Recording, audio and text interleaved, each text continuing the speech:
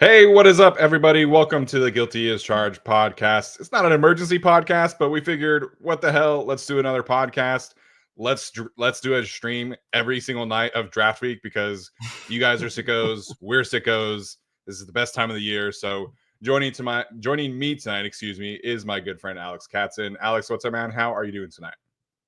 Doing good, man. Ready for tomorrow. We're finishing everything up. Had a Charger 7 round mock come out this morning. Full first round mock come out this morning. Was up until 2:30, finishing both of those. So we're ready for tomorrow, man. Let's get through these 3 days. I'm ready to go. Let's do it. Yes, we have put in a lot of work. You have put in a lot of work, obviously, going way back to September when the first Katzen's Corner dropped of last season. And hopefully you guys that are watching tonight have been watching Katzen's Corner from the jump because, Alex was one of the first people to talk about Jahdae Barron potentially to the Chargers. Obviously all the Kenneth Grant stuff. So hopefully you have been following, and if not, hopefully you will follow again next year if Katzen's Corner is able to continue. So Alex is not going to be able to join us tomorrow night, but he is going to be joining us on Thursday and on Friday and Saturday. Keep getting my days mixed up there. And then Alex Insdorf is going to be joining us tomorrow night after the Chargers pick. So it's going to be Tyler and I, the two Alexes. Going to be a ton of fun. Make sure you tune in, tell your friends, leave a review, all that good stuff does truly help us here on the Guilty as Charged podcast. So it's been a very busy day in Chargers land. Not that they've had like transactions or anything like that, but they're the Hall of Fame game this year. So the Chargers, along with traveling to Brazil, also have an extra preseason game, which is not really surprising.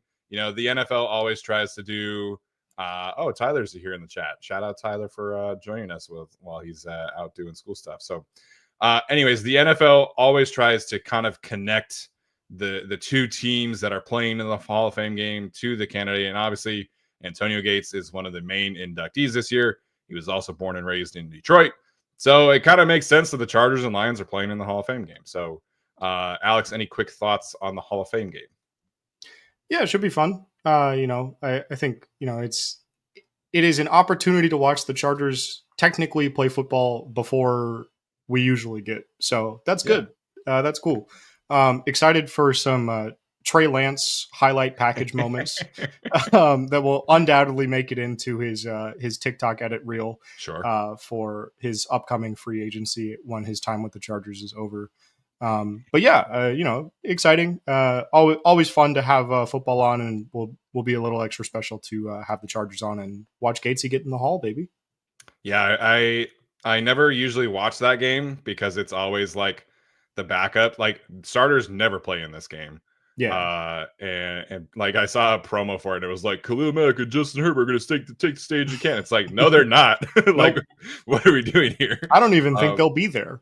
No, I don't either. Justin might go because he's been the guy that kind of will go to the final preseason game when nobody else does. So Justin will probably go.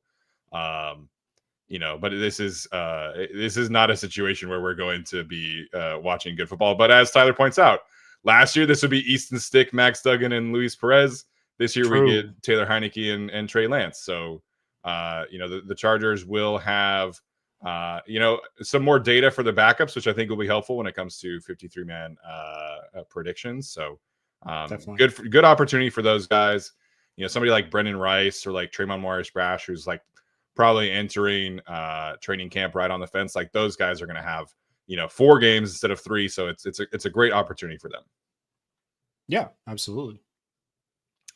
All right, so today is the final mock draft day for basically everybody out there. Whoever your favorite mock drafter is, as Dingy points out, whoever your favorite mock drafter is, they're all doing mock drafts today, including Alex Katzen. So the main thing that I think I wanted to touch on before we get into just some questions and things like that is kind of the edge rusher position, where we haven't talked a ton about it.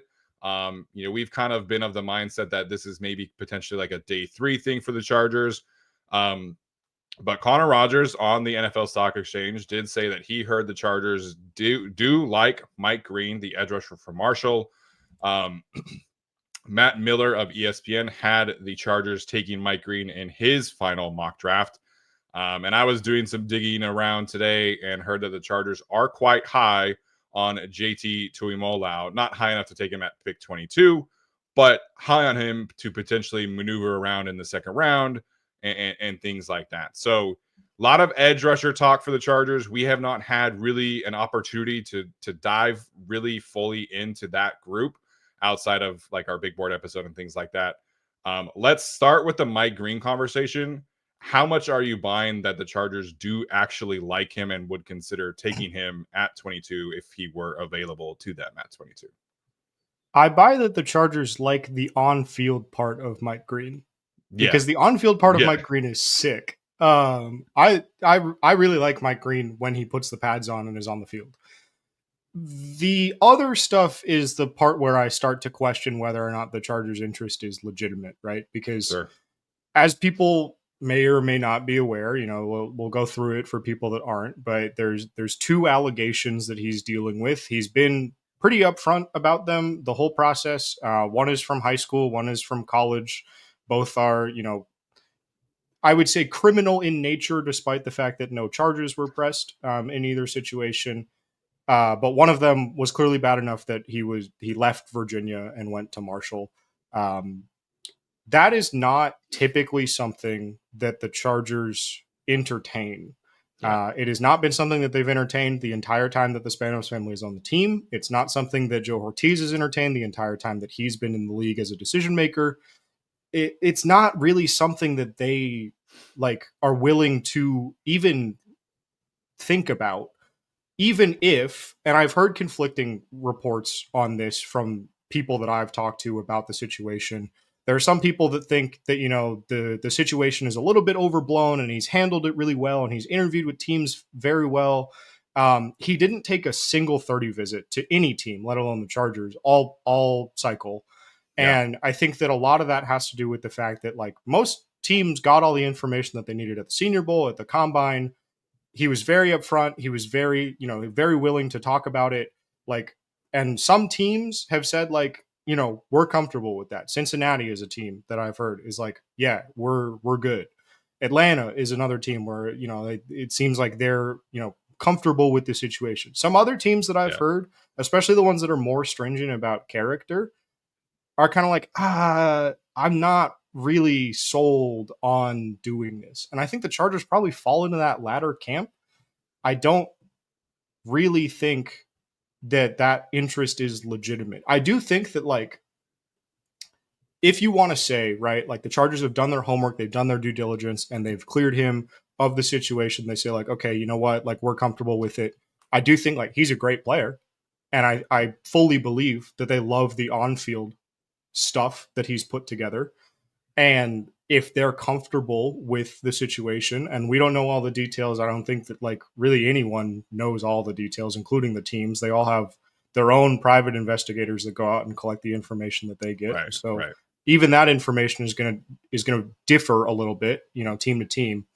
But if they are comfortable with it, then I could kind of see it. But on the surface, I don't really think that it's legitimate, at least not yet. Yeah, I'm kind of the same mindset here. And some people have said to me today, oh, we don't really know enough about how this regime will handle certain things. They took a flyer on Tier Tart kind of deal was brought up to me. And I think that's a very different conversation when you are signing somebody to a minimum contract to be a depth piece versus we are investing a first round pick in this guy who is ideally going to be a franchise cornerstone for our team. And so Joe Ortiz said himself that everything will come to the first round picks are all first round picks for a reason, right? But when it all comes down to it, they value the character at a much higher rate for this specific scenario, right? And people will point out, the Ravens players have not all been great characters. Their kicker is in his own little situation right now. But they didn't start out that way, right? The team that the Ravens over there that they invest their high end picks in it generally is almost always like a very like no doubt about it, high character, high IQ, high football production, almost always a bigger program as well. Mhm. We're talking about guys like this is the team that drafted Kyle Hamilton, Tyler Linderbaum, etc.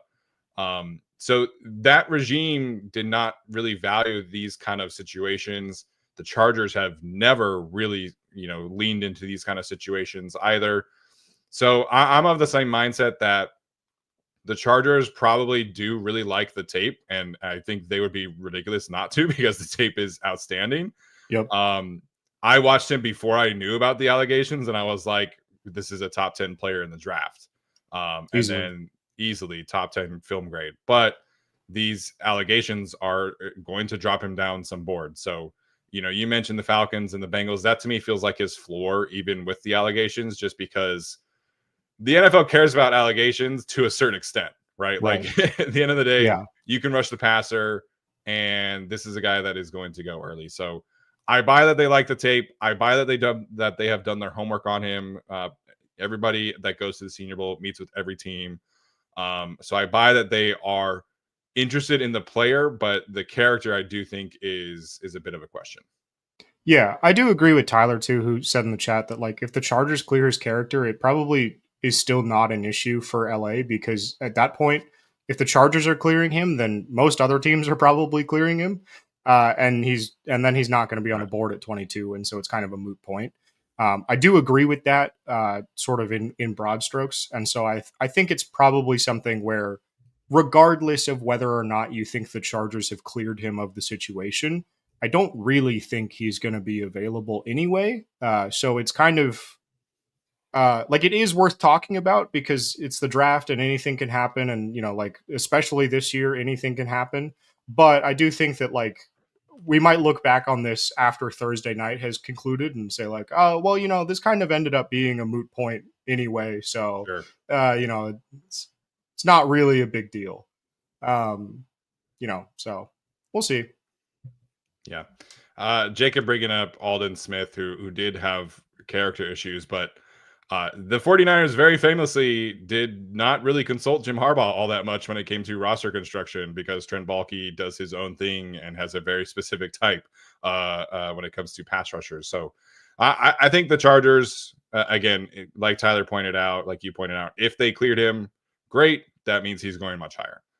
That Yeah. being said, what do we think about edge rusher in round one? Because this potentially could be, like last year with JC Latham, a bit of a signal that maybe the wrong player but the right position. Last year obviously there was a ton of JC Latham smoke at this time, which prompted a real emergency podcast from Tyler and Alex Insdorf. So what are your thoughts about where they could take edge rusher if they want to go early and what kind of players they might be looking at? Yeah, so I think in the first round, right, the board would have to fall a very particular way for them, I think, to consider edge. I do think that like you'd have to have you'd have to have two defensive tackles off the board, both tight ends would have to be off the board. Emeka Ibuka would have to be gone. I do think they'd probably take a running back before they take an edge, just with the talent at the top and the way that the stack kind of works out.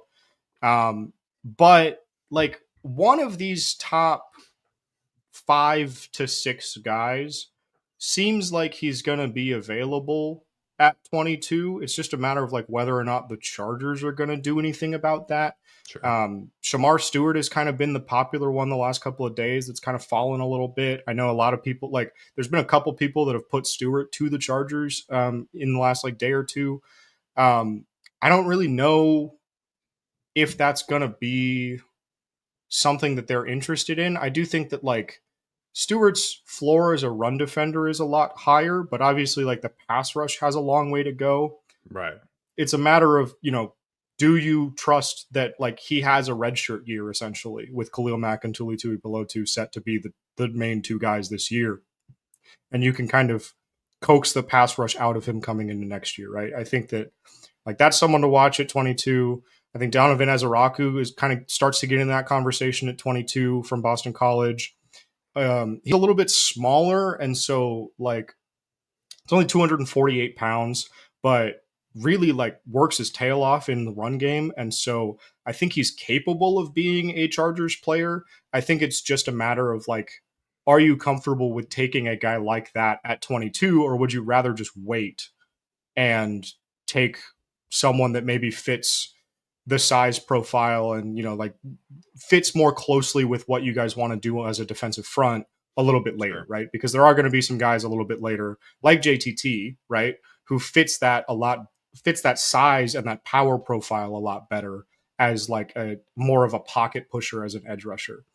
I know like a lot of people want to add like a speed threat on the off the edge. I'm in that camp as well. Like I would love to add someone that has a little bit more explosiveness. But like if you're going to commit to we're going to be a power rush team, there's plenty of power rush guys to take who also have that explosiveness that can, kind of mix that into their game versus just taking like a guy that's going to be a strict designated pass rusher for his whole career because he weighs like 230 pounds and runs like a 4.3 off the edge, right? Like, so there's a lot of different ways you can go. I think once you get in the second round, you're looking at guys like JTT. You're looking at like if Nick Scorton starts to fall a little bit, I think like a small trade up for him, like if he falls down into like the 45-ish range, could be in order. Olu Oladejo from UCLA could be kind of in that second, third round mix that I think makes a lot of sense for them. Ashton Gelati is a guy that I really like out of Louisville, kind of in the third round range. I was wondering how you say that last name. I think it's Gelati. Okay. I've heard Gelat and Gelati, but it's one of those weird ones. Right. Obviously, Josiah Stewart is going to be someone that is going to get linked to the Chargers because he went to Michigan. I do think that like he has the right mental makeup to play for this Chargers defense. Braden Swinson is another one I really like. Dane Brugler has a third round grade on him. I think he could go anywhere kind of from 2 to 3. But those are some of the guys that I think kind of make the most sense. A lot of these other guys, like I'm not really a big fan of Jack Sawyer. I think he's kind of just going to be a guy like my comp for him has been Sam Hubbard, which is like it's a white edge rusher from Ohio State. I get it, but like they play very similarly. And I do think that like he's going to be a guy that like I'm not interested until a little bit later. Someone like Princely Umanmielen is going to be off their board for character reasons. I think like someone like Landon Jackson is kind of just like a weird like tweener body, and he's really not a good run defender for how big he is, which I don't think the Chargers are going to be super interested in.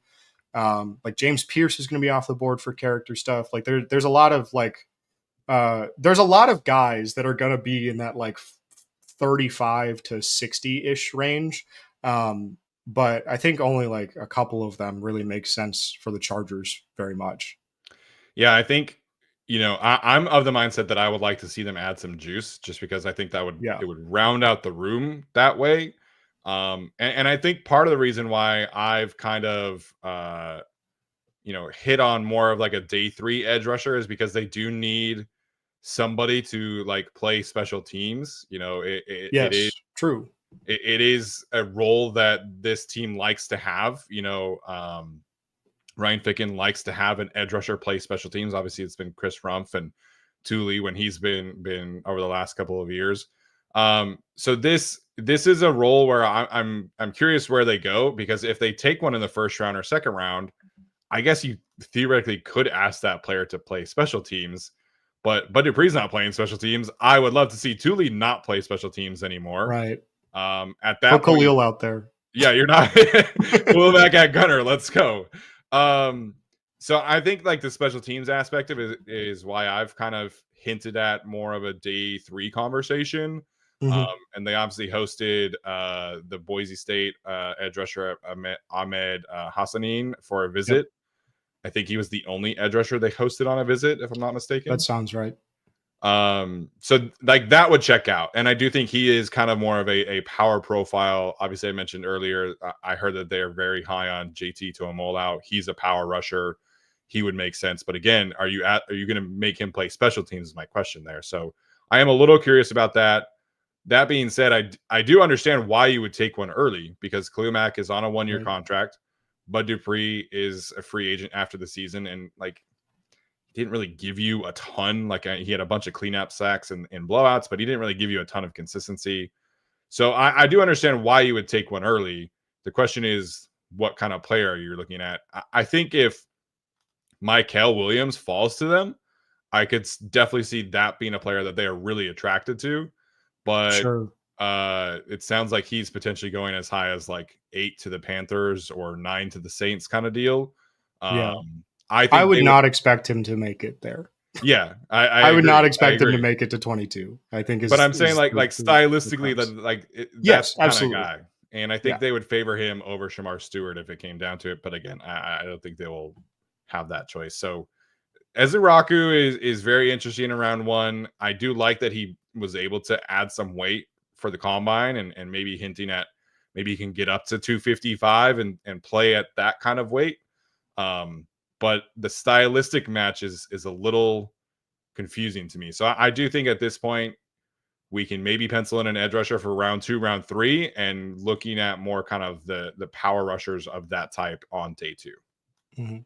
I will say too that like it's a famous last words thing every single time, right? But NFL teams do look ahead to upcoming draft classes, Yeah, and on paper, right now, the 2026 edge rusher class does look like it's going to be fairly strong. And edge is a position where you always get guys that have 1 year breakouts and declare as juniors yeah, that come out yeah, of nowhere that we're not talking about, in May, right? And so like there's gonna be some guys that rise up next season, right? That are gonna be, kind of more on the timeline that the Chargers are looking at in the edge room, sure, I think, where you can add a guy that's kind of like the day 2, day 3 pick, and he kind of ends up replacing Bud Dupree more so than like sure. being the guy next to Tooley next season. And you can kind of work the board next season that looks like right now, and obviously again, like we're 12 months away from that. It could totally change by now. Sure. Don't hold this against me if this time next year we're like, man, this edge class sucks. Like, Yeah. Guys could but get like, injured or guys could have right, exactly. allegations Like, or whatever. right. Or guys could decide to go back to school, like there's any number of things that could happen. Right. But I do think that like that's going to be part of the consideration as well. Right. Is that like teams do look ahead to what's coming down the pipeline. And they are going to say like, okay, we might be able to wait a year because we have Khalil back. We don't need to worry about getting an instant guy right now. So something to keep in mind.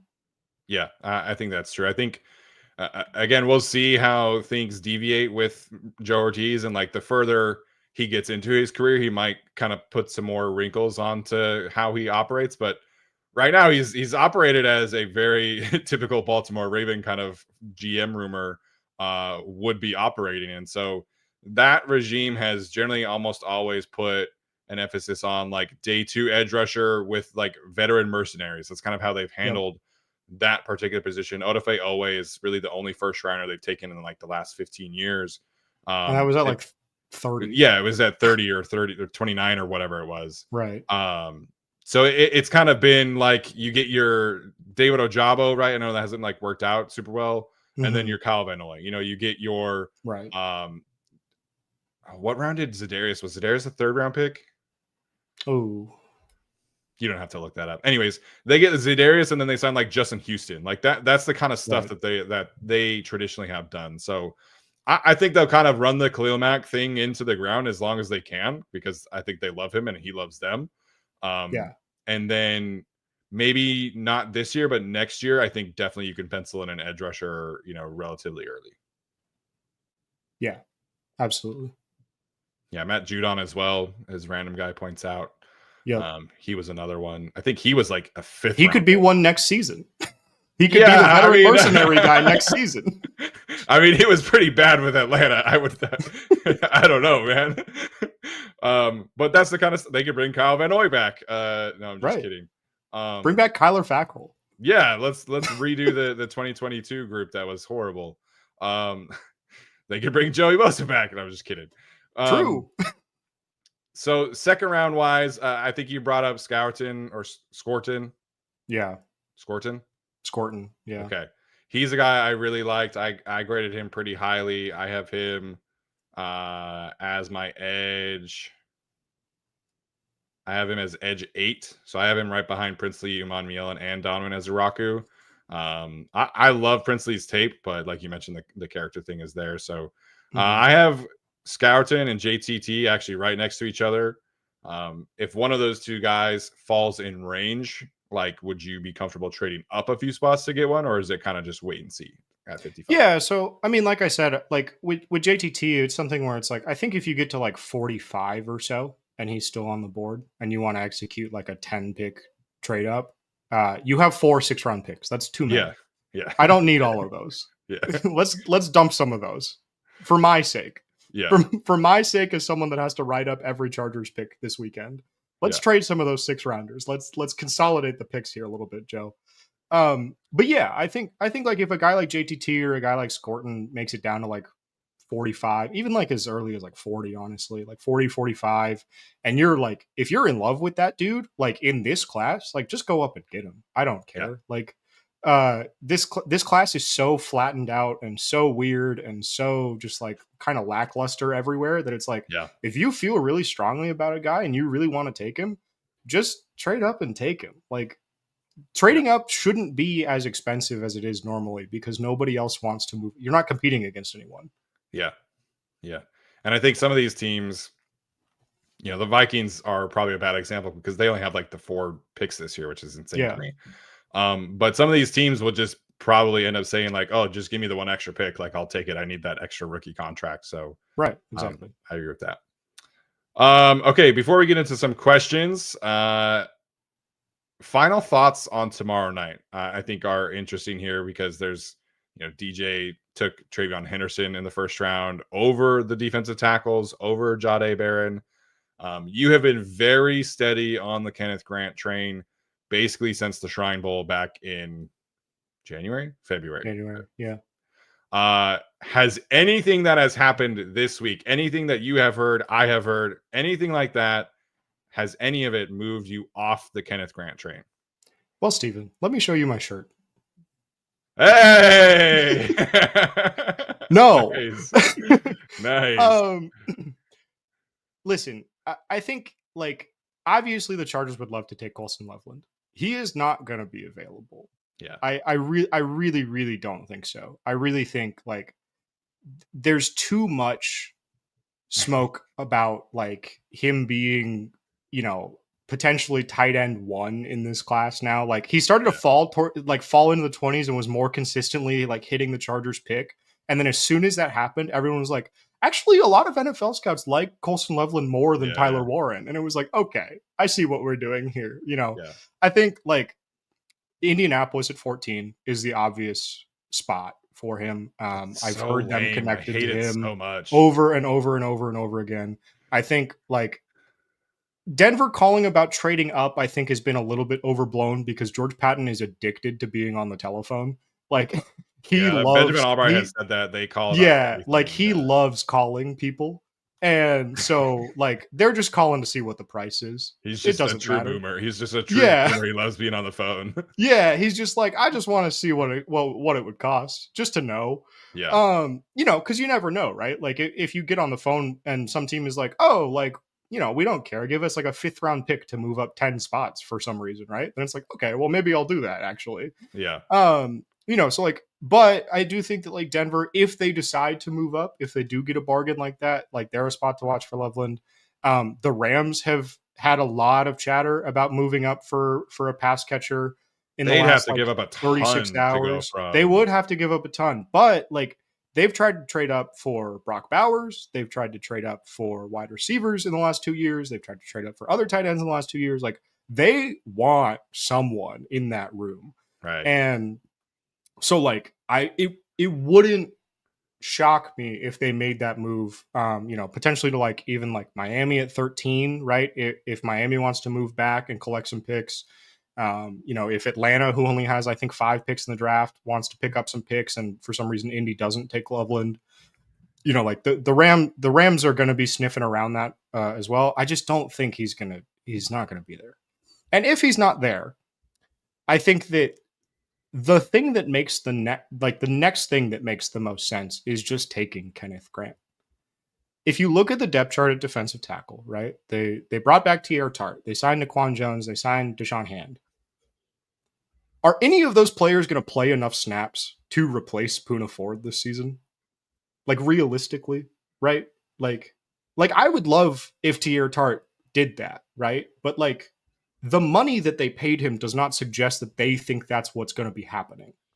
And like Naquan Jones is on a minimum, I'm pretty sure, and Deshaun Hand is on only a little bit more than the minimum. But also Deshaun Hand can play 5-tech, and the current starter at 5-tech is Justin Aboigbe, who played like 40 snaps all season last year, right? Yeah.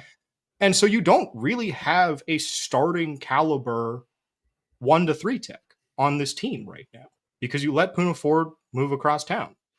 So you have to do something about that. And this defensive line class is great, right? Like maybe you wait until day 2 to do that, right? If for some reason, you know, you don't want to take Grant. But like you go to the Michigan connection, you go to, you know, the way that the Chargers depth chart looks right now, you go to like the fit between the pick and the player.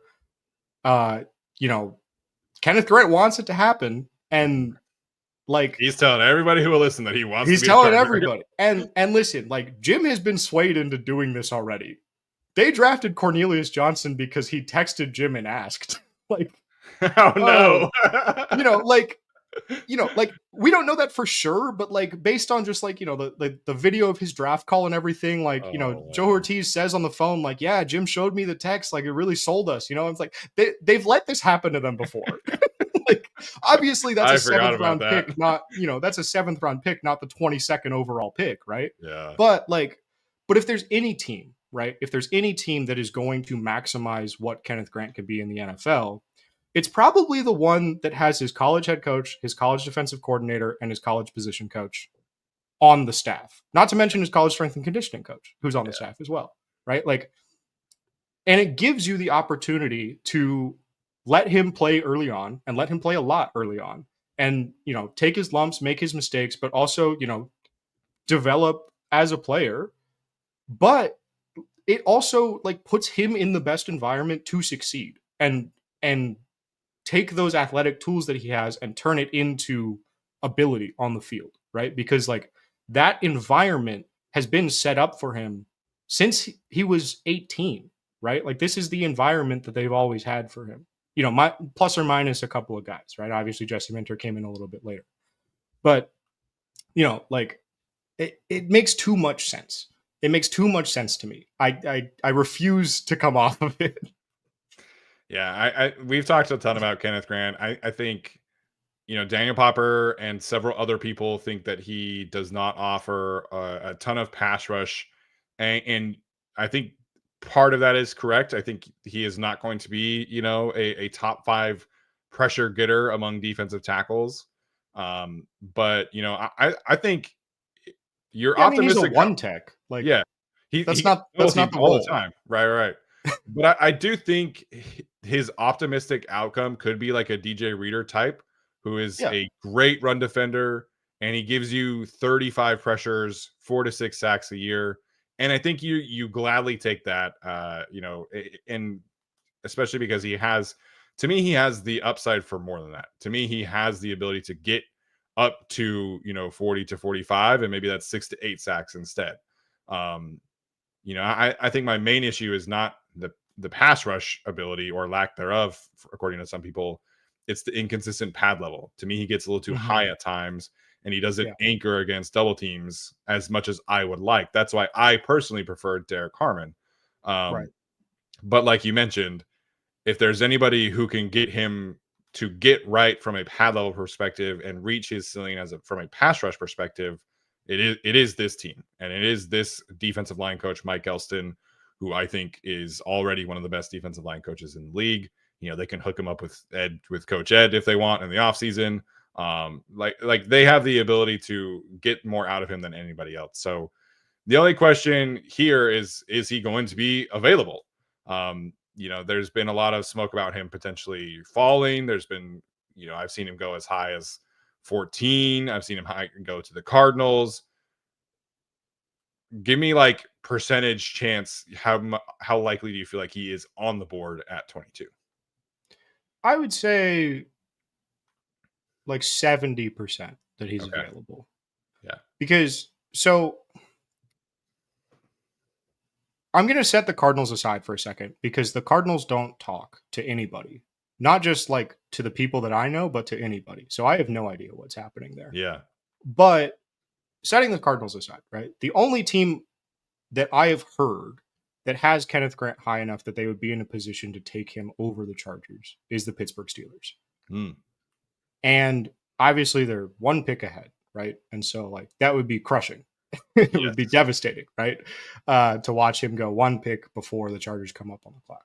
But you have to pair that with what is happening with Shedeur Sanders on draft night, right? Yeah. Like most people have him falling to that 21st pick. Now, could a team at 18, 19, 20 trade out and allow someone to hop in front of Pittsburgh to take Sanders? Absolutely. I think Denver could trade out. I think Tampa could trade out. Like there's a lot of teams, like Seattle could trade out always. Arizona could trade out, right? Like there's plenty of teams for that to happen. There's still a very small chance that Giants ownership just puts their thumb on the scale and says, we're taking Sanders. I don't care at 3. That's still in consideration. You can go read those reports. They're out there as of this morning. I've heard that consistently since the Shrine Bowl, that's a possibility. So it's very, like that is kind of the crux of this, right? Is like if Sanders doesn't go and he's there at 21, Pittsburgh is taking it. They just are. Yeah. And so, but so okay, let's say Sanders goes, right? Like he goes wherever he goes, and Pittsburgh has to take someone else at 21. For a very long time, the last 2 or 3 months, I've heard that the Steelers have Kenneth Grant over Derek Harmon. They have Kenneth Grant over Derek Harmon. I think they'd take Grant over Harmon. And it was always the opinion of my source, who does talk to people in the Steelers building, and it's an informed opinion, but it was his opinion. And this morning, that opinion flipped in the other direction. Okay. Because if you go back and you watch Mike Tomlin's press conference from the other day, he talks about how he thinks the nose tackle is being eliminated from football the same way that the fullback is. That it's not really a position that like carries the same value and the same weight anymore. And a lot of people, see that. Yeah, because you play a ton of nickel these days. Yeah, and a lot of people think that Kenneth Grant is more of a nose tackle, depending on what kind of front you run and everything, right? And so that probably makes it less likely that he's a Steelers pick, right? And Derek Harmon, it sounded like for a little while wasn't going to be available at 21. I still have kind of a few doubts about whether or not that's possible, but he's got a shoulder issue apparently that's popped up. He's kind of fallen because of some medical flags, and so we're there's a lot of moving parts here, right? Where it's like, but Pittsburgh is the team to watch. Pittsburgh is really the only team that I've heard the entire process that is the team in front of the Chargers that would take Kenneth Grant. Again, that's setting Arizona aside. I don't know what's going on over there. They could take anybody. They could take Josh Simmons at 16 for all I know. Like, I don't know what they're doing. Yeah. But I don't think that they would take Grant.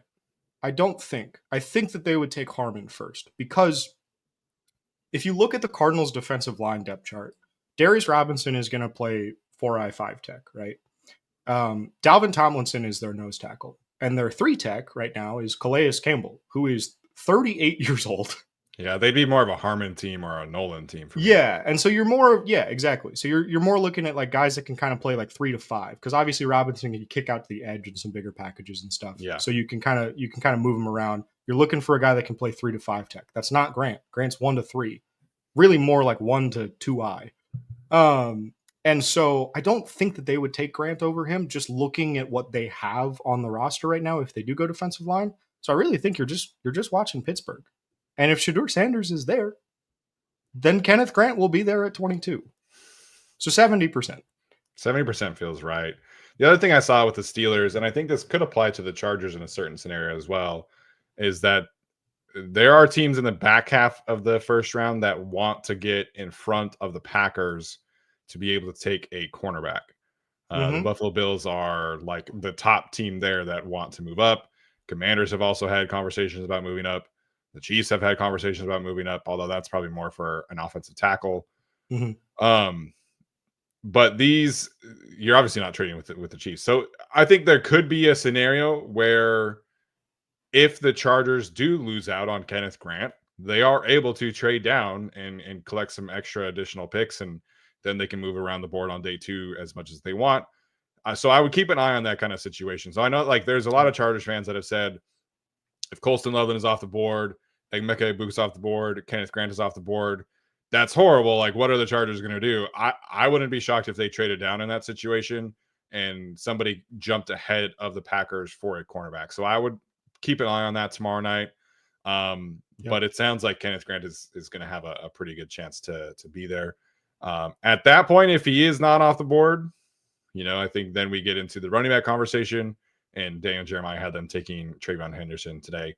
But I would be shocked if they took Henderson or Hampton over Kenneth Grant or Derek Harmon, just based off of like they have been secretive, but at the same time, like when they say things in the media, like you have to pay attention. Like last year, it was all of the offensive line stuff, right? Like every chance they got, it was like offensive line.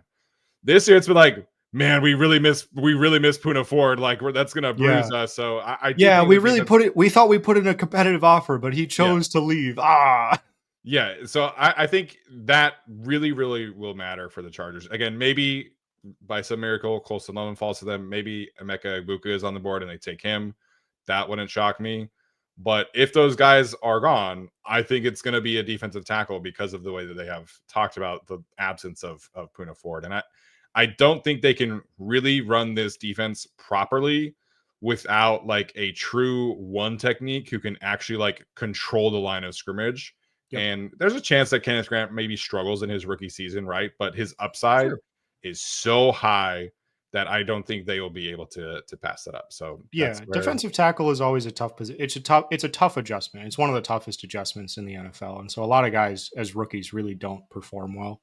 There's certainly a scenario where he struggles as a rookie, but again, like you said, the athletic upside, the upside as a player overall, like I think is just going to be too tempting. Yeah, I agree there.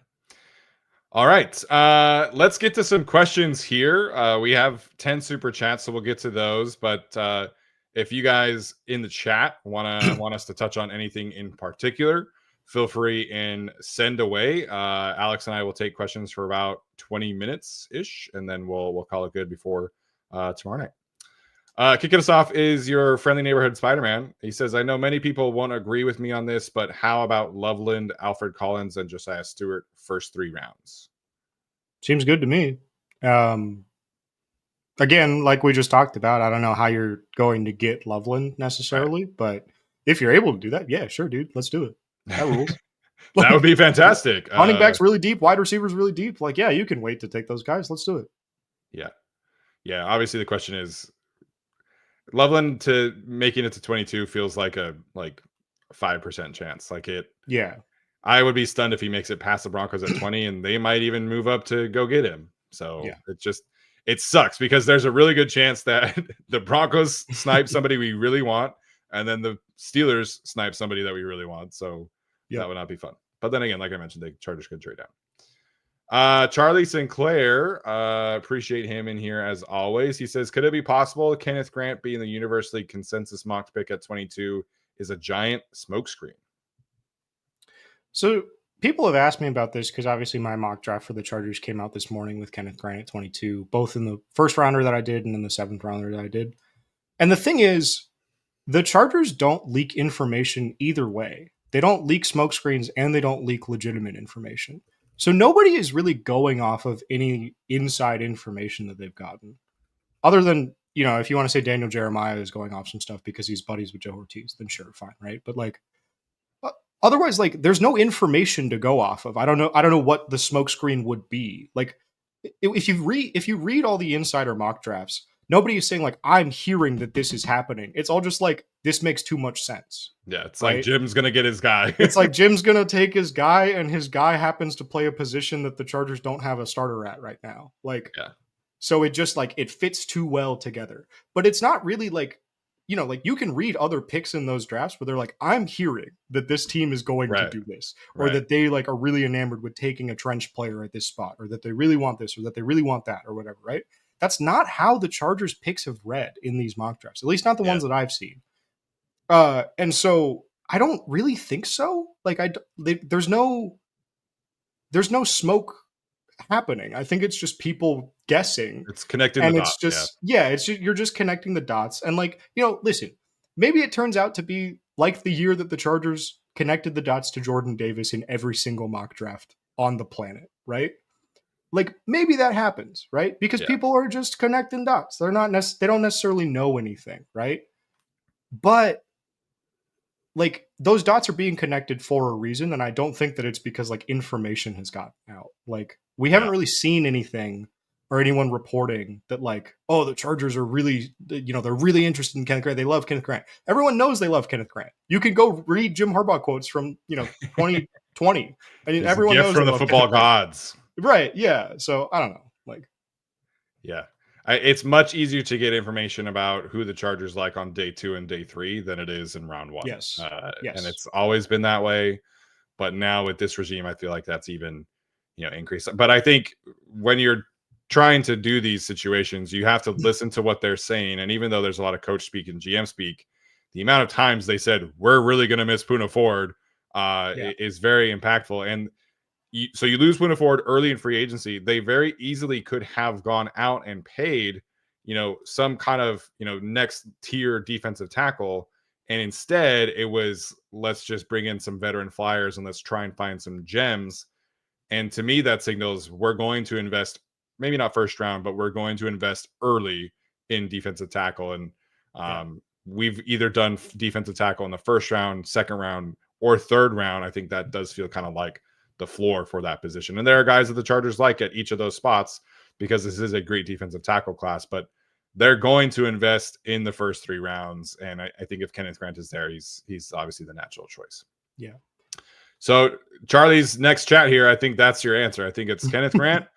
Outside of Kenneth Grant, it does sound like Emeka Egbuka is going to go much earlier, but I think he is somebody that definitely would be on the Chargers board. I think you're talking about Derek Harmon after that. I think you're talking about a running back after that.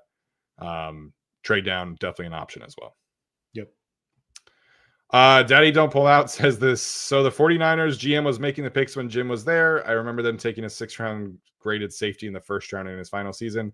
Yeah, I mean, you can Google it, but Jim Harbaugh and Trent Baalke were not friends, are not friends. They did not like each other. They do not like each other. And it was a horrible, horrible working relationship. And the 49ers ended up choosing Baalke over Jim. And that's why Jim got fired, because they never saw eye to eye. And it was a very contentious relationship. Yeah. Also, the GM typically makes the picks in like every organization. So yes, he was. But yes, but also everything that Steven said. Yeah, even Joe makes the picks. I thought it was funny, like the Chargers released like the video of the trade up for Ladd, and Jim initially was like, no, I don't want to trade up. And then Joe was like, relax, it's for Ladd. Like, we're good. Yeah. So this is why they didn't take Blake Corum, is because Joe is the one making the picks. This is why Blake Corum was not a 2nd round pick for the Chargers. Otherwise he would have been. So yeah. Dark Samus says, if Colston Loveland were the tight end, they beat Houston. I don't think that's a question. Like, that's not framed as a question. But also, like, I don't think that Colston Loveland fixes the fact that, like, Justin Herbert was getting hit after, like, 2.5 seconds on every play. So, maybe, but, like, hard to say. Yeah, Justin Herbert was pressured on, like, 58% of his dropbacks, and every pressure was, like, instant pressure. So, that's an offensive line question, not really a receiver question. Yeah. His next one here is a question. He wants to know, after Loveland Grant, what is their BPA board like? I would probably say Egbuka, and then Harmon, Hampton, Henderson. Barron is probably somewhere in there, probably between the running backs, I guess. Just because it's not really a position. They don't need a corner that highly. Yeah. But they love Jahdae. How could you not love Jahdae Barron in this defense, right? So like, he's going to be somewhere in there. Where it's just like at some point you're just like, we don't like any of the other players. Like, let's just take a guy who fits the defense and like we'll figure it out Yeah. later. But yeah, I would probably go in that order. I don't know. Am I forgetting anyone obvious? No, unless you're talking about any of the edge rushers. Oh Matthew, yeah, like I or think Matthew Azaraku is Golden. probably in there, but I'd probably put him like on the same tier as Henderson probably at Yeah. this point. Because it sounds like the league is much higher on Henderson than the media has been to this point. Like the Chargers are not going to be able to draft TreVeyon Henderson in the second round. That's just not going to be Yeah. possible. So if they want to take him, they have to take him in the first, or they have to trade back a little bit and take him. Yeah. So I'd probably say Azaraku is probably in that same zone. Some of the other edges like that we talked about earlier probably fit in there somewhere, but you know, I think, yeah, for the most part. You did bring up Matthew Golden. Is that because you think he's going to be long gone, or because you don't think they will like him? I don't really think that they'll like him. I do think that he like it's like 50-50 that he'll be gone by then, I think. But I think that like I don't think that he makes sense for what the Chargers want to do because he doesn't block. That's actively like, avoids it. Yeah, that's like a key factor here is that he doesn't block like at all. And I'm fine with taking that guy for the Chargers in like the fourth round of just like, hey, this is going to be Jalen Guyton basically, and he's going to come in for 10 snaps a game. Yeah, like a Tate Felton type. Right, like Tate Felton or like Dante Thornton, who we've talked about a little bit on the show before. Like guys like that, where it's like, hey, like just go run in a straight line 10 plays a game and like who cares if the defense knows it's coming? You run a 4-2. But with Golden, I'm like, if you're drafting that guy in the first round, you're expecting him to be like wide receiver 2, which means he's going to be in the game on run plays and he won't block. It's not that he can't, it's that he won't. And so I don't really think they're going to like him very much. I really think they'd vastly prefer Egbuka. But also I think that it is kind of like 50-50 whether or not he's even available at that 22nd spot anyway. Yeah. I'm curious about like where ultimately he goes because there's been a lot of like Ashton Jeanty talk to the Jaguars. Yeah. And which like I can understand, but to me that should be like the McMillan team. So I guess it still could be, right? Obviously the draft hasn't happened yet. Right. Yeah. So like if the Jags take McMillan at 5, or if they move back a little bit and take McMillan, and then like the Cowboys take Golden at 12, then probably right. Like if you get McMillan at 12, which is kind of the chalkier thing that people have had, I think like that feels like the floor for McMillan for sure. Yeah, like I think like Arizona at 16 is a sneaky Golden team because he's more of a wide receiver too, and they like Michael Wilson and Greg Dortch are cool, but they're not like great wide receiver 2s. I think 18 to Seattle makes a lot of sense for Golden because they just got rid of their 2 best receivers. True. JSN is good, but like Tyler Lockett and DK Metcalf have been on the team a very long time. They got rid of both of them, so yeah, there's spots for him. But yeah, it is going to be pretty dependent on what happens with T-Mac, I think. Yeah, I agree there. We touched on this earlier, but yes, Charlie, Daniel Popper does not see Grant as a round 1 guy because he doesn't rush the passer. And I get that. I just think like, he mentioned that he watched the USC game today, and that's like the game where you watch him be a pass rusher. I also think the Washington game from last year, you see a lot of pass rush upside. Yes. As you covered that game. Yes. I was at that game in the press box. Yes, very much so. Yeah. So again, he's not going to be like a 65-70 pressure guy. Like he's not like a Chris Jones type, but I think if he hits his floor, he's like a 35 to 40 pressure guy, and you take that as a 1 technique like all day long. Yeah, absolutely. So yeah, that's my thoughts there. B wants to know our top 5 pass rush, defensive tackle, or off-ball linebacker options in round 1. I only have watched 1 linebacker, and that's Jahad Campbell, and he's sick. And like, I would get it. I would get it if the Chargers took him, but the board would have to go like a very different way. Yeah. Carson Schlesinger, who they did meet with, is more of a round 2 option, right? Yeah, he's he's sneaking up there, but I don't. I think he's going to be more of a second rounder. I think Yeah. like if you're speaking about the Chargers specifically, I think we've kind of touched on the guys. Like I'm going to include Grant in this because we've discussed, like the pass rush upside for the position that he would actually be playing. I think is plenty good enough. So you have Grant, you have Harmon, you have Jahad Campbell at linebacker. I think Schlesinger would probably be the next guy there. For the Chargers specifically, I guess the next guy would probably be like Darius Alexander or someone like that. Like your favorite pass rushing round 2 defensive Oh, tackle. yeah. Like as the 5th guy on that list. Because after Schlesinger, the linebacker class is pretty bad. For a little stretch there. Like I really don't like Yeah. taking any of those linebackers in rounds 2 or 3. So I think you're probably looking at like another defensive tackle, and then it's just a matter of like which guy you like. I think probably like, yeah, Darius Alexander, or sorry, I'm looking at the beast. Tyleik Williams is probably the actual answer there. Like he's kind of sneaking up there too. So Yeah. someone like that would probably be the 5th guy. But yeah, I would say like only 3 of those are guys I'd be like confident in being first round picks. With Grant, Harmon, Campbell. Yeah. But yeah. Yeah, I would be shocked if the Chargers took a linebacker early.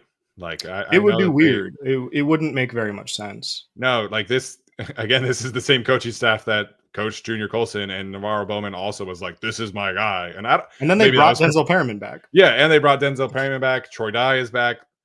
They have their special teams linebacker. I forget his name right now. Who they signed from Houston? Delshon Phillips. Delshon Phillips. Thank you.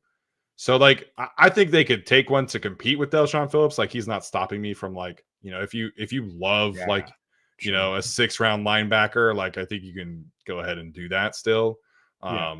But I'm not like I would be stunned if they took one early because they have 4 guys who could legitimately start for them now. And it just that would be weird. Like it'd be very weird. So we'll see. But Campbell is sick. So Campbell is sick, and he like people. I don't know. My take about Jahad Campbell is that I would take him over Jalen Walker, like without question. Yeah, I think so. Because I think Jahad Campbell can actually like give you edge snaps. I hated Jalen Walker's like actual edge snaps. Well, because Jahad Campbell is like big enough to do that. Jalen Walker is not. Correct. So I would get why they would take Jahad Campbell just because you would just say we're just going to blitz this guy 20 snaps a game essentially. Yeah. But again, that would be very strange. B with another one says if T-Mac falls to 15, do we call teams to trade up? I would be stunned if they traded up more than 3 spots. Like I could see them trading to 19 to jump the Broncos and the Steelers, but I would be stunned if they traded up that much. Yeah. I would be pretty surprised if they traded up really at all. Like maybe, like you said, like maybe to 19, just because like you probably aren't going to trade up to 20 because Denver's going to hang up on you probably. Yeah. But like if if you're dead set on Grant and Sanders is gone and you think the Steelers are going to take Grant, then like, maybe you call Tampa and you're like, hey, let's, swap 3 spots. But like, that's really the absolute most I could see them doing in the first round. Yeah. And the Bucks would still likely be able to get their, they're linked to an edge rusher or a corner. So they would still be able to get like Denver and Pittsburgh would not be taking guys that Tampa wants to take. So they would be comfortable in that sense for sure. Yeah. So Tampa, according to the Rich Hill trade chart, Tampa's pick at 19 is worth 875. The Chargers at 22 are worth 780. So essentially you could do that with like probably like one of the like a 5th-round pick, maybe a 4th. Yeah.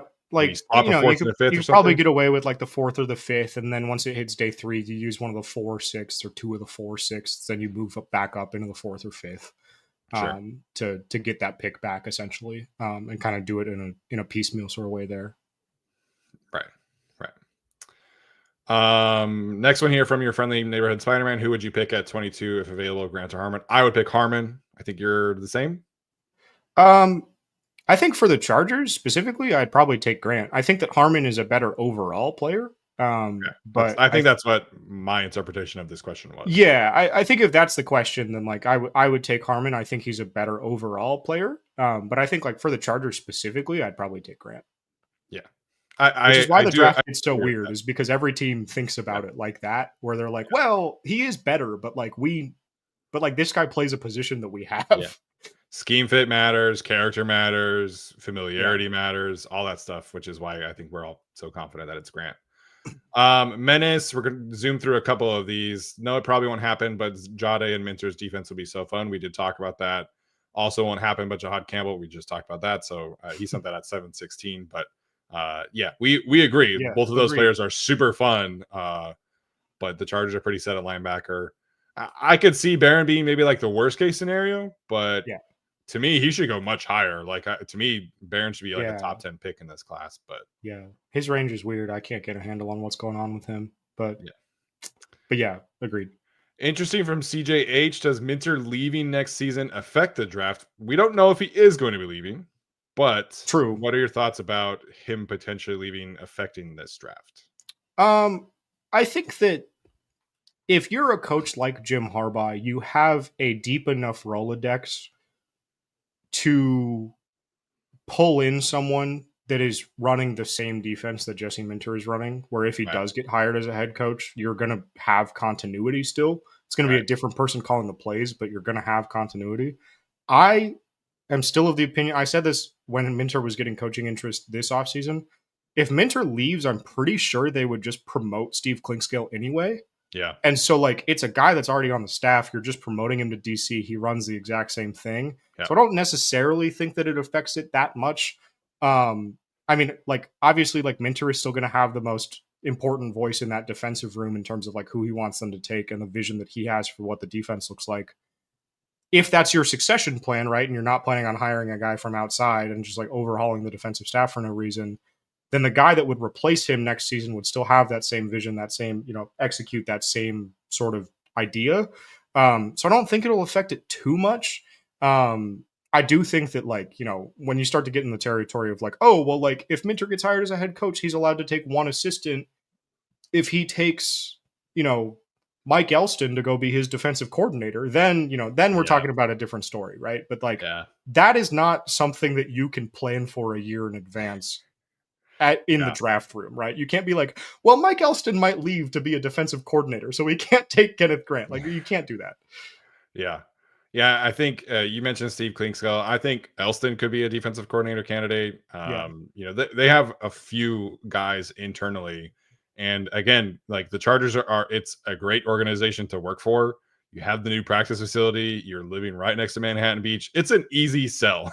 Yeah. So losing Jesse Minter will suck. I think I think after this upcoming season, like he will be more of a consensus, like top 5 defensive play caller. Mm-hmm. Everybody was super impressed with year 1, but it's kind of like we want to see this again. Yeah, there's a larger burden of proof for defensive coaches for sure. Yeah, but again, there's no guarantee that he does leave. Like defensive play callers, it's becoming more and more difficult to get jobs. It took Aaron Glenn 3 years of being a DC in Detroit for him to get a head coaching job. Like it's the league will always put the offensive guys first.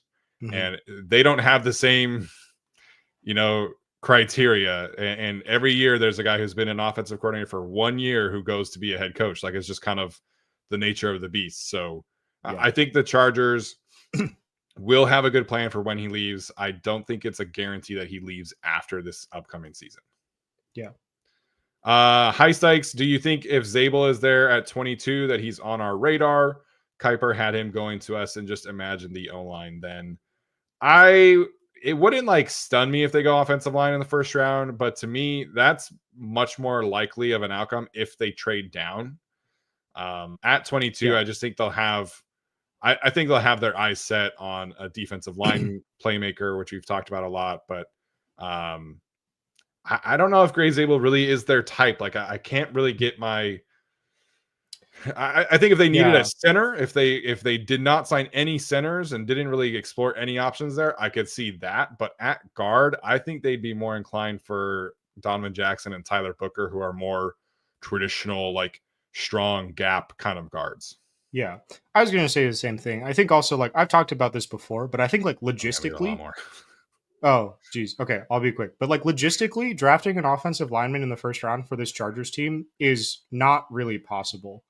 Yeah. Like it's really difficult because like you've signed Andre James under the pretense that like you get to compete to be a starter this season. You've re-signed Bradley Bozeman under the pretense of like you get to compete to be a starter this season. And like while we as people not connected to the team, right, that don't work for the team, we're not employed, we don't have to interface with these people every day. Are like, well, Bradley Bozeman sucks. Who cares? Like, just tell him he's a backup now. You can't do that as an organization. That's a Yeah. like that gets back to his agent, and then his agent says none of my players are ever signing with you. There's only 10 agents in the entire NFL. Like you can't bust relationships like that for no reason. Yeah. And so like you have four guys that are competing for two spots essentially. I think like if they had moved on from Trey Pipkins this offseason, I think it would make a lot more sense for an early O-line pick. I think as it stands, we're probably looking at like early day 3-ish for like a guy that's going to be, hey, you're going to be a depth player year one. There's going to be a lot of opportunity year two with three of those four guys hitting free agency. Yeah. I agree. Maybe third round if a guy like falls Yeah. that they love. Maybe. Yeah, sure. Your friendly neighborhood Spider-Man again. If we pick Egbuka, how would he fit in the system? We also got a question from B. I'd be bummed on Egbuka, slot receiver who is a worse lad. What are your thoughts about how Egbuka fits into this equation?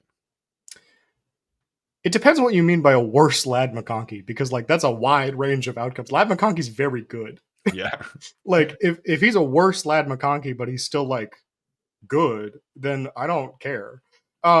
Before this one came up, I was going to say like, you know, the easiest way that I can explain it probably for Chargers fans is like, imagine if you cloned Lad McConkey, but like you only got to keep like 180% total. Like you only got 90% of each guy.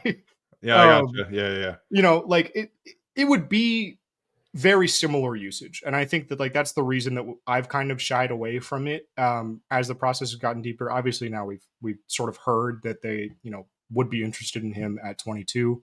I do think that like again, you look at Joe's comments right in the presser, and he was like, they asked him, you know, what do you look for in a wide receiver to complement Lad? He was like, well, size isn't necessarily the thing that we look for a guy that can play on the outside. It's like, it's, you know, it's this and that. And, you know, I don't remember the exact specifics of the quote, but I do It's like remember separation and release. Yeah, and right. It's like separation and release package and all this stuff. And I'm like, okay, so you're comfortable with playing Emeka Egbuka on the outside is what I'm hearing, right? In that, and in much the same way, they've shown in Lad's rookie season that they're comfortable with playing Lad on the outside as well, right? And so you can kind of mix and match those guys. I think that it would give you an offense that kind of mirrors to some extent like what the Rams were able to do formation wise with Cooper Kupp and Puka Nacua the last couple of seasons, where it's like you can put either one of those guys in the slot or on the outside and let them kind of work matchups just depending on like what it looks like. Yeah, I think even with the Ravens, right? Like they made it work for several years with Zay and Rashad Bateman, and neither of those guys are like a traditional X type of receiver. The skill sets just have to be complementary. They don't have to like, you're not looking for the exact same player. And the thing about both of these players is that Lad is fast enough and physical enough to win vertically, as we saw last season. Yep. And he can do all the yak stuff as well, you know, anything short related. So you'd really be asking Egbuka to replace Josh Palmer's role. And I think he's definitely fast enough and big enough to do that. You know, yeah, for sure. People talk about Egbuka like he's like 5'10 and 190. He's a legit 6 foot 205. Like he is big enough to meet, play on the outside, ran 4.45. Like I think there's enough there where they could complement each other pretty well. But yes, he is not like an X jump ball guy. Like he's more of your Z separator type of player. Yeah. Colin Camp, thought on the Jalen Ramsey rumor after the draft. I mean, if the price is right, but he's well over 30. His role is basically Derwin's role. Like it's that to me is definitely redundant. Yeah, you'd have two apex defenders and only one spot to put them in. I get that they're best friends and everything, but like vibes would be cool. Right. I'm like, dude, like if it's a 2026 fifth or sixth rounder or something like that for Jalen Ramsey, sure, man, who cares? Right. But like if Miami wants like actual assets back, like just wait for them to cut him. Like, Yeah. Yeah. To me, it sounds like he is a Ram again, or he is a Falcon. yeah, I would think so. TD says Booker seems like a Harbaugh type round one surprise. I would not be surprised. I do think he is a Harbaugh type. I would not be happy about it. Yeah. But I would get why they would be inclined. But like Alex was talking about earlier, it's just tough to really justify first round investment in the offensive line with this group. Yeah. Especially for a guy like Booker that can only play left guard. Correct. Colin back with another one wants to know if Malachi Starks goes round one. I think so, but it's going to be later. Like it's going to be in the 20s. I think after the Chargers. I had him at 27 to the Ravens in my mock this morning. I think that like somewhere in there, if Minnesota doesn't trade down for some reason, like 24 ish, like I'd say anywhere from like 24 to 32 probably. But I think he will. Yeah, he should at least. I didn't watch him. Like I didn't grade him, but what I did like see in passing was a lot of fun. To me, seems like he's been kind of first round, like from the jump. Yeah. And a team like the Bills who need the safety, like that could be a thing if they're not able to trade up, kind of deal. But yeah, we'll see. Charlie wants to know if the Mike Tomlin quote about nose tackle scares us off. Jim Harbaugh coaches football like it's 1993. So no, the nose tackle is still alive and well on the Los Angeles Chargers. Like the Steelers are modernizing, but the Chargers are not. Like, let's not get it twisted. Their offense is archaic as it gets, my friend. Yeah. But no, I think like in all seriousness, like Puna played a lot of snaps for them, and Puna was their quote unquote nose tackle in 3-4 settings. So even though they don't play it a lot, I think Mike Tomlin's thinking, I don't want to put like words in his mouth, but I think his point is probably that you need guys who can move across the formation. And I do think Kenneth Grant can give you at least some 3-tech snaps. Like obviously he's going to be primarily a 1-tech, but I think he can move around enough in this defense where it won't matter. Like he's not like Michael Pierce, where he's only a nose tackle. Like I think he can move around the line a little bit more than that. Yeah, for sure. Good question from Jacob. Predictions on a day 3 surprise pick the Chargers could make a la Tarheeb Still. I have a couple. One of them made it into my mock. One of them was the first 6th rounder in my mock that I published this morning, which you can go read on chargerswire.com. Nice. But Oklahoma State corner Corey Black. I have not seen anyone say anything about this guy the entire draft process. And then he popped up with a 5th round grade on the Beast. And nice. Tarheeb Still was a 6th, 7th grade on the Beast. So it's like, not exactly the same situation, but he ran a 4.35 at the Big 12 Pro Day. He would be an excellent gunner, which like the Chargers need to rebuild the core special teams unit a little bit. Sure. And he tackles his ass off, which is like the most important trait for a Chargers defensive back. Blocked 2 field goals in college as well. So like he has experience as a special teams ace.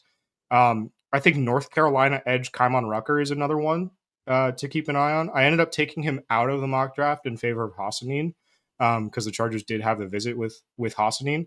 Sure. But Rucker fractured his ankle midway through the season, so he didn't really get to finish his last season. Missed the whole All-Star circuit. No one's really talking about him. But another guy where like I think like 5th, 6th round, like we're talking about these depth guys off the edge. I think that he could be someone. I think he was like my joke answer in the Discord the other day when I was talking about like, I swear Joe is going to do this just to mess with me and it's going to be Kaimon Rucker and I'm going to be so mad. So a couple guys like that, I think like, you're looking for a power 5 guy that no one is talking about. I guess power 4 now, right? Power 4. Power 4. Yeah, power 4 player that nobody is talking about. So I would look in those directions. Yeah, in that vein, I feel like I need to talk about Zamiah Vaughn more. Like the tape is very inconsistent, but it's really difficult to find a 6'3", 33-inch arm press coverage kind of corner on day 3. And that's what you're getting in Zamiah Vaughn. So the Chargers obviously did that with Cam Hart last year, although Cam Hart was more highly regarded and felt due to injury stuff. Mm-hmm. But I think Zamiah Vaughn would be that kind of guy. He played special teams quite a lot at Utah. Corey Black's a good one. I think Cam Lockridge from Fresno State could be another one. The Chargers were at the Fresno State Pro Day. I think I like that. He's kind of got some outside, inside flexibility. He was a punt returner for a year at Fresno State. So that's another one where he is kind of a bigger guy and has some versatility that I think the Chargers could be interested in. Nice. Nicholas Petrilli, we are plus 125 to pick Edge DL. Next closest is plus 450. Yeah. I think I was looking at the nice. I was looking at the next gen stats part of it, and I think they had it at like 40% Chargers take a defensive lineman. So yeah. The thing is like if this was last year's class and it was a better class, then Colston Loveland falls to you at 22, like almost guaranteed. Yes. But in this class, there's just like such a little chance that he actually falls to them that the next thing in line is a defensive tackle.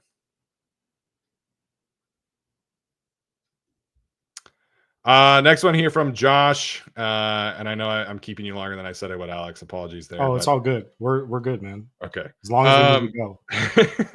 Josh says, hey, can I get what you guys would have to do for your big board for the first round? Kind of like the PFF thing Steven tweeted yesterday.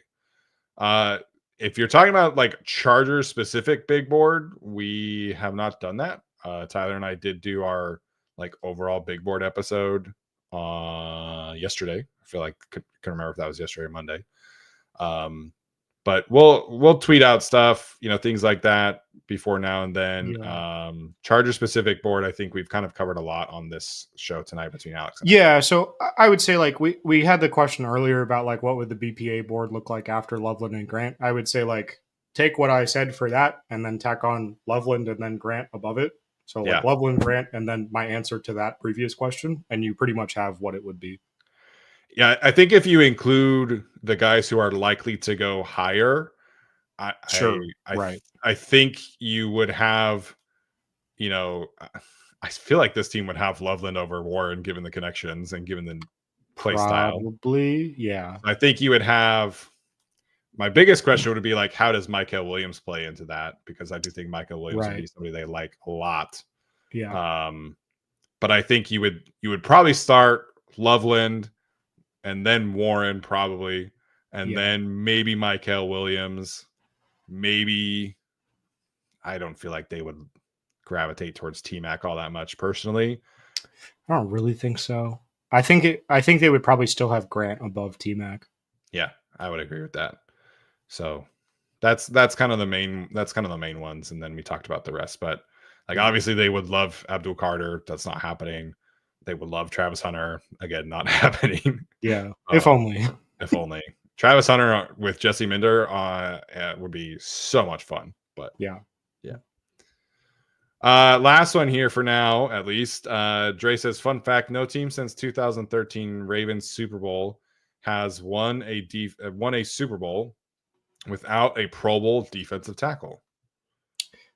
And my question to you is, who on the current Chargers roster would make the Pro Bowl at defensive tackle? That's an interesting question, Alex.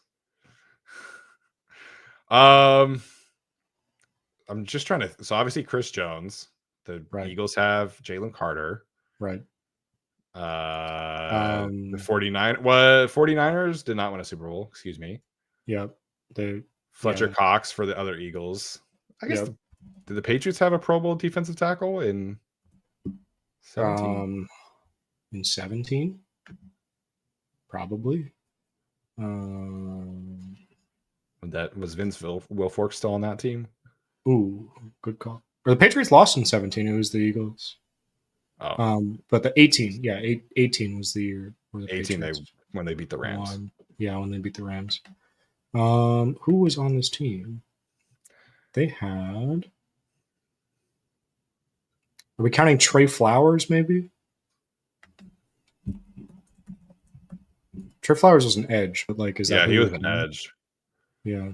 Pro Bowl.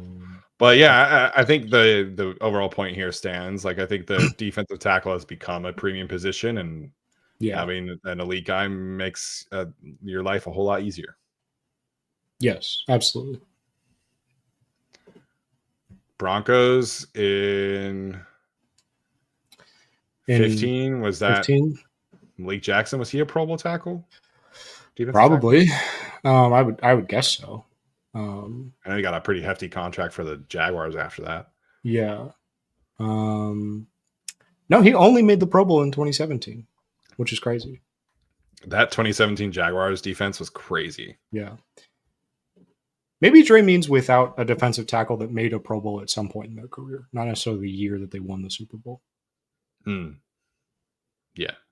Either way, it's an important position. Yeah. Josh sent in a super chat to say, I just tuned in. My bad. No worries. Oh, good, man.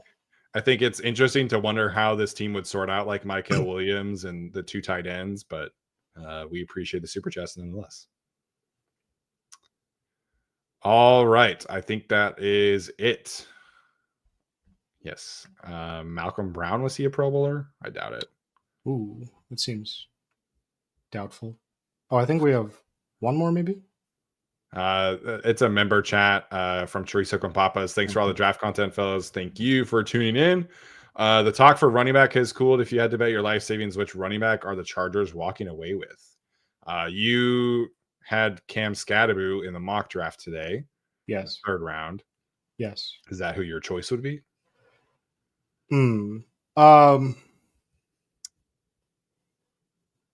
Yes.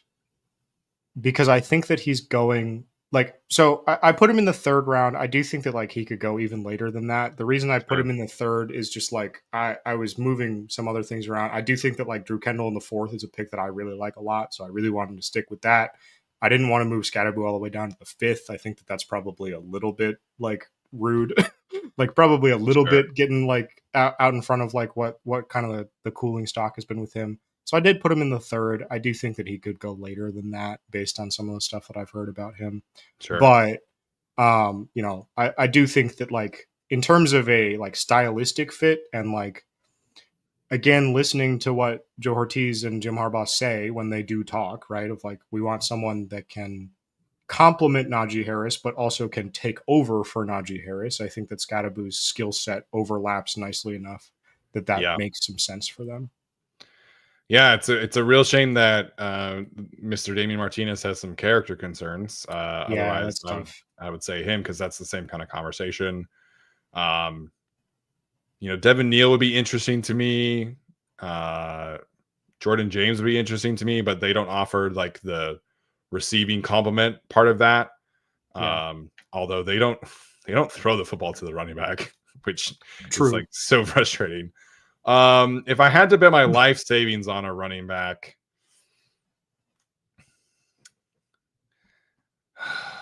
the life savings aspect of that is obviously tricky, but Scadaboo is like such a stereotypical Harbaugh guy that I like that one, but I think they are going to be looking for more of like an explosive, type of Justice Hill. The Justice Hill type. Yes, exactly. Yes. And I think that's like Brashard Smith or LaQuint Allen are like my two favorites there because Justice Hill is a killer pass protector. Yes. And very important part of the Justice Hill role. Yes. And he takes care of the football. So I think you're looking at one of those two guys versus like a Jadon Blue or Bashal Tutin who fumble a lot and don't pass protect. Yeah. So I'm going to say LaQuint Allen. I just think he's somebody that they would really gravitate towards. I like that one. I like LaQuint Allen. Me too. All right, we got one more in here from TD. Chargers typically prefer edges in the 6'4" to 6'5" range and 265 range. Does this mean their edge list consists of guys like Sawyer, Gelati, and Jackson? Which Jackson is that? Probably Landon Jackson. Oh, yeah. 64. I think you have to be able to set an edge to play edge for this team. Yeah. Redundancy on the edge rusher there, but you've got to be able to stop the run, like first and foremost. You don't have to be like that specific size. But part of this is like the Khalil Mack thing, where Khalil Mack is like such a big, strong, like vocal presence in here, where you have to be able to stop the run.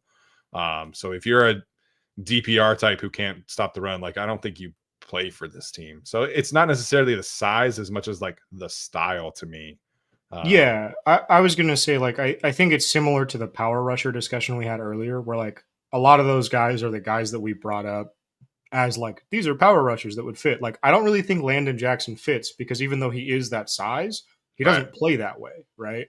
And so like I don't really think that he's like a guy that the Chargers would necessarily be super interested in. I think it does have a lot more to do with the fact that like typically the guys that are power rushers happen to be that big rather than Right. like the guys are that big and that's what the Chargers like. Yeah. Tyler really likes Sorrell from Texas. Do you have thoughts on him?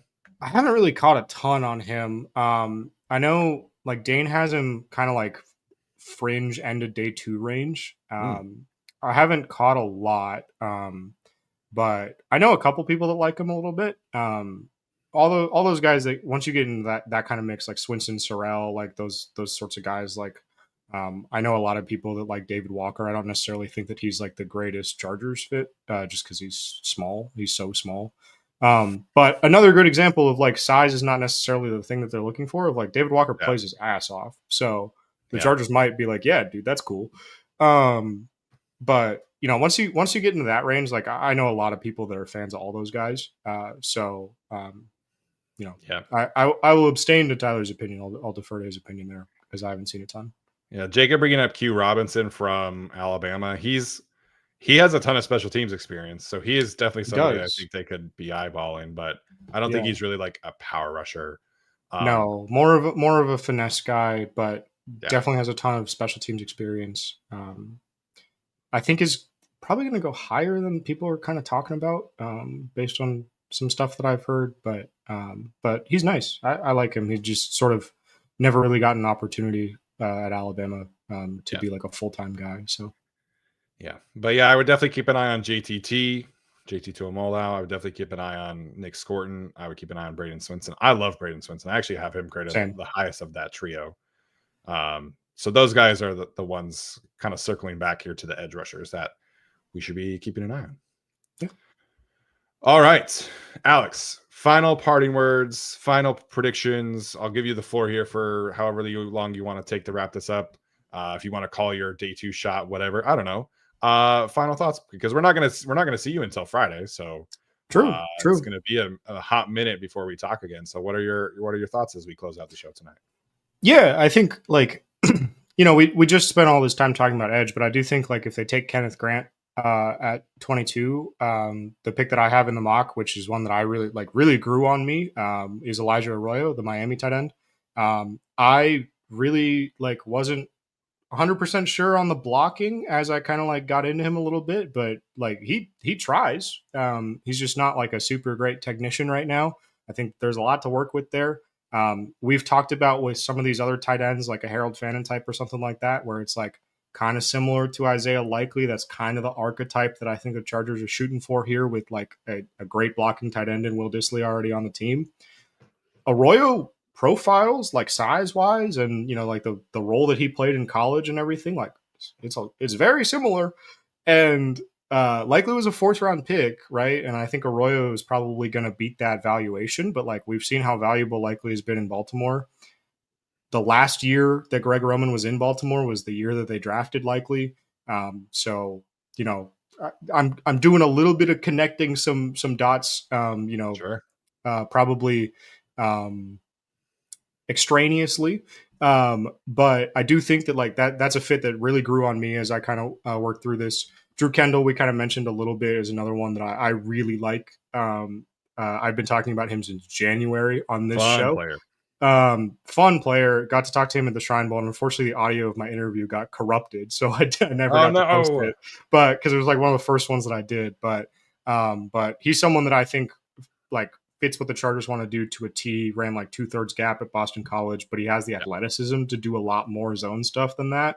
I Yeah. think for a team like the Chargers that's kind of closer to 50-50, I think like you see the experience in the gap stuff and you're like, this is a guy that can play for us. They sent Mike Devlin to his pro day. We're kind of guessing that that's an actual signal of interest based on the way that Devlin moved last year.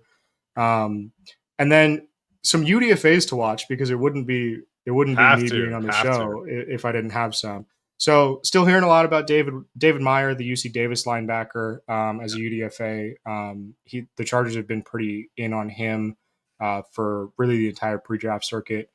Dom Jones, who's a corner at Colorado State, is another one that I heard about. The Chargers having some interest in at pro day. He's 6'2", 192, ran a 4.56, 6.96 3-cone drill, so he's super agile. I think like he's someone that I've heard a little bit about, like maybe like a potential gunner or like, add some depth at corner. And then Keontae Hamilton, the Rutgers defensive tackle, the Chargers had him in for a 30 visit. Once you get into like day 2, day 3 UDFA, the Chargers do kind of typically sign 1 or 2 guys off of that 30 visit list because they use a lot of those visits on UDFA caliber players. Last year was McAllen Castles, who didn't sign with the Chargers initially, but ended up with the Chargers after he got. Did they have Dent on a 30 visit? I feel like they. I think so. But yeah, so there's always a couple. Hamilton was the number 1 high school wrestling recruit in the country when he committed to Rutgers. Good. Yeah, he's a little bit undersized, not necessarily super huge, but is someone that Brugler pointed out on the Beast has a lot of fans around the league and like is starting to kind of get up there into like the like real priority UDFA range, which I will note is an important thing to keep in mind because the Chargers have the second to last pick in the draft.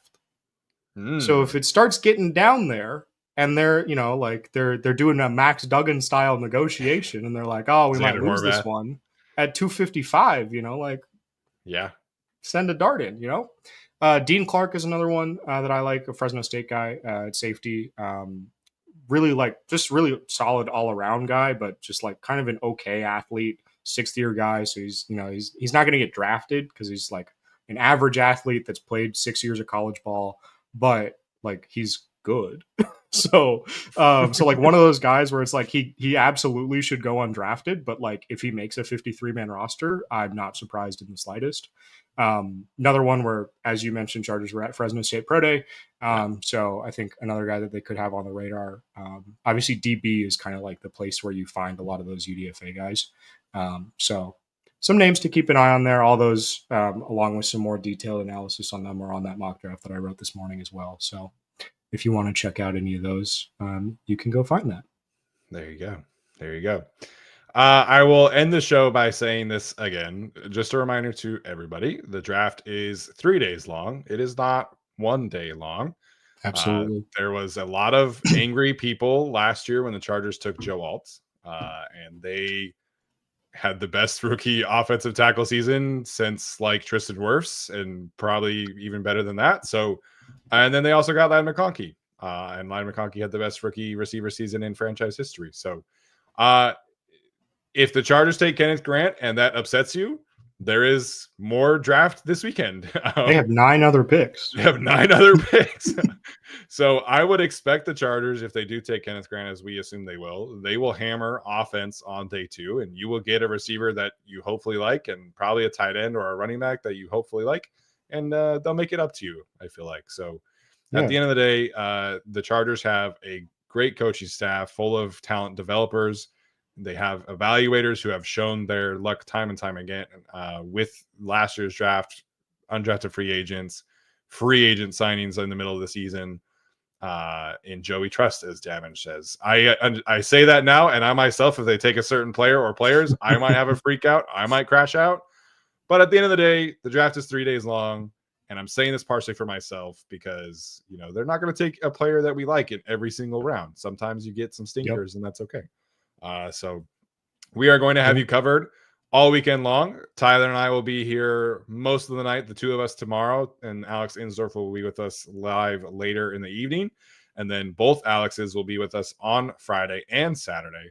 Should be a ton of fun as we react, and hopefully we get some Junior Colson type reactions or Kamani Vidal reactions. So should be a ton of fun.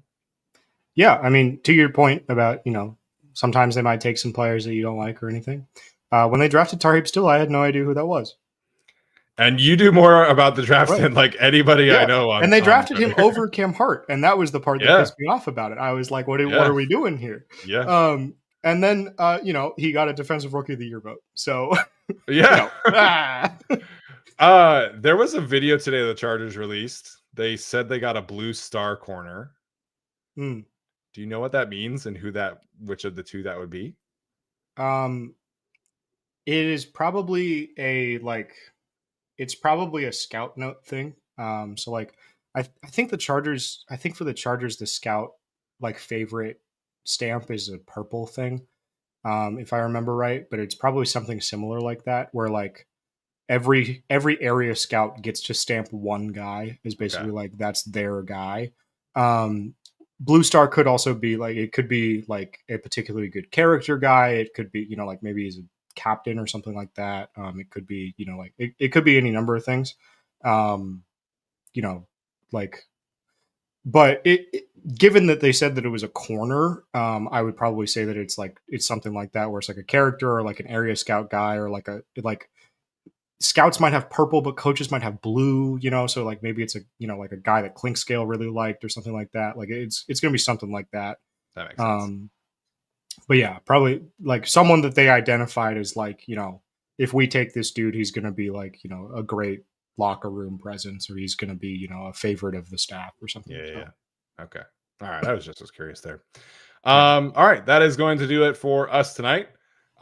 3 pre-draft shows the week of the draft because we are sickos, you are sickos, and we appreciate the heck out of you sickos for tuning in tonight. We will see you guys tomorrow, and we cannot wait to see who they draft. So thanks so much for tuning in to the Guilty as Charged podcast. As always, bolt up.